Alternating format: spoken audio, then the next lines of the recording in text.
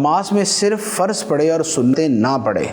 اس کا عمومی مفہوم تو یہ بنتا ہے کہ جیسے فجر کی نماز میں اس نے 2 فرض پڑھے لیکن 2 سنتیں چھوڑ دی، ظہر کی نماز میں 4 فرض پڑھے لیکن جو پہلے کی 4 سنتیں اور بعد کی 2 سنتیں وہ چھوڑ دی۔ اسی طرح مغرب میں اور عشاء میں، عصر کے اندر تو سنتیں مؤکدہ ہوتی نہیں، سنتیں ہیں لیکن سنتیں غیر مؤکدہ ہیں۔ تو دیکھیں حکم یہ ہے کہ یہ جو نوافل ہوتے ہیں ان کی بڑی فضیلت ہے، ان کی بڑی عظمت ہے، اور قیامت کے دن اگر بندے کے فرضوں میں کچھ کمی رہ جائے گی، جیسے بھولے سے کسی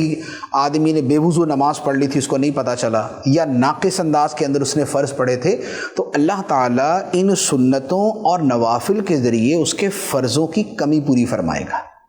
تو انہیں متممات اور مکملات کہا جاتا ہے کہ یہ فرائض کی تکمیل کرنے والی ہیں، یہ ان کو پورا کرنے والے ہیں۔ تو لہٰذا یہ سنتیں اور نوافل یہ بڑے اہم ہیں اور ان کے بڑے فضائل ہیں۔ احادیث طیبہ کے اندر یہ جیسے مثال کے طور پہ فجر کی سنتیں، اس کے بارے میں تو یہاں تک فرمایا گیا ہے کہ اگرچہ دشمن کے گھوڑے تم پہ حملہ بھی کر دے تب بھی یہ سنتیں ادا کرو، فجر کی سنتیں۔ اور جو باقی سنتیں ہیں ان میں بھی اپنی اپنی ان کی فضیلتیں بیان کی گئی، اور نبی پاک صلی اللہ تعالیٰ علیہ وسلم کا وہ معمول تھی، حتیٰ کہ نبی پاک علیہ السلام سفر و حضر میں یہ سنتیں ادا فرماتے تھے۔ تو لہذا سنتیں اور نوافل ترک نہیں کرنے چاہیے۔ اچھا، اب یہ ہے کہ بالفرض اگر کوئی ترک کرتا ہی ہے تو اس پہ حکم شرعی کیا ہے؟ تو اس کا جواب یہ ہے کہ جو نوافل ہیں یا جو سنتیں غیر مؤکدہ ہیں، اگر ان کو ترک کرتا ہے تو وہ گناہ گار نہیں ہے، ایک فضیلت کا عمل تھا اس نے چھوڑ دیا۔ لیکن اگر سنت مؤکدہ ترک کرتا ہے، سنت مؤکدہ کون سی ہیں؟ ظہر سے پہلے، فجر سے پہلے کی 2، ظہر سے پہلے کی 4 اور ظہر کے بعد کی 2، مغرب کے بعد کی 2 اور عشاء کے بعد کی 2۔ تو یہ سنتیں جو ہیں یہ سنت مؤکدہ ہیں۔ اور جمعے کے اندر یہ ہوتا ہے کہ جمعے سے پہلے کی 4 اور جمعے کے بعد کی 4، وہ سنت مؤکدہ۔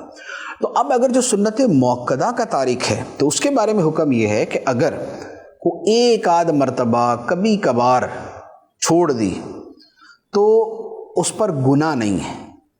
ہاں، اس سے پوچھا جائے گا کہ کیوں چھوڑی، یعنی کہ اس سے پوچھ گچھ ہوگی، سرزنش ہوگی، لیکن اس پر گناہ نہیں ہے۔ لیکن اگر سنت مؤکدہ کے ترک کی عادت بنا لے کہ بار بار چھوڑتا ہے، بار بار چھوڑتا ہے، تو یہ جو سنت مؤکدہ کا ترک ہے یہ گناہ ہے، پھر اس پر گناہ ہوگا، اور پھر گناہ جو ہے وہ بہرحال عذاب کے مستحق ہونے کا سبب بنتا ہے۔ البتہ اس میں ایک اور صورت بھی ہے، وہ فقہاء کرام نے جو بیان فرمائی ہے وہ بڑی سخت صورت ہے۔ وہ یہ ہے کہ جو بندہ سنتیں یہ سمجھ کے چھوڑتا ہے کہ یار ان کی کیا اہمیت ہے، تو اس پر فقہاء کرام نے کفر کا حکم دیا ہے کہ اس نے سنتوں کی تخفیف کی ہے، توہین کی ہے، انہیں معمولی اور ہلکا سا سمجھا ہے، تو اس پر بڑا سخت حکم ہے۔ اب جو لوگ عادتاً سنت مؤکدہ ترک کرتے ہیں، نہ نفل پڑھنی، نہ سنت غیر مؤکدہ، نہ سنت مؤکدہ، اور بس فرض،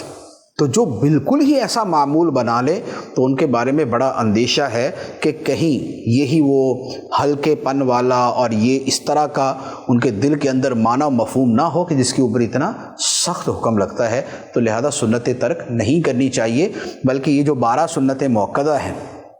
ان کو ادا کرنے پر جنت کی بشارت ہے، اور انہیں ترک کرنے پر شفاعت سے محرومی کی وعید ہے۔